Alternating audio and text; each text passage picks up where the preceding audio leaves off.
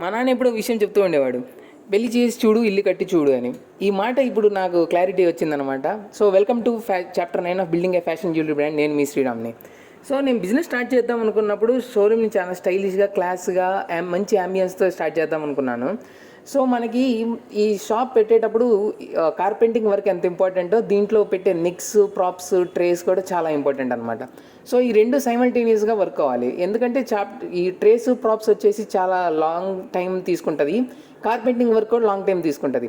ఎప్పుడైతే మనం మెజర్మెంట్ సరిగ్గా ఇవ్వకపోతే నెక్స్ అనేది సరిగ్గా ఫిట్ అవ్వవు. మనం మెజర్మెంట్ సరిగ్గా ఇవ్వాలంటే కార్పెంటింగ్ వర్క్ అనేది ప్రాపర్ కావాలి.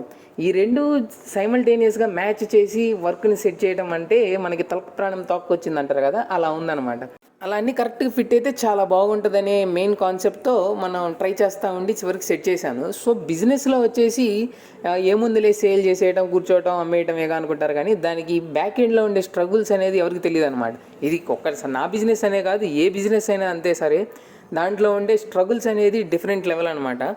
సో ఇలాంటిది ఒక షోరూమ్ ప్లాన్ చేస్తే కానీ అర్థమైందనమాట, ఇల్లు కట్టి చూడు పెళ్లి చేసి చూడు అనే సామెతకు అర్థం.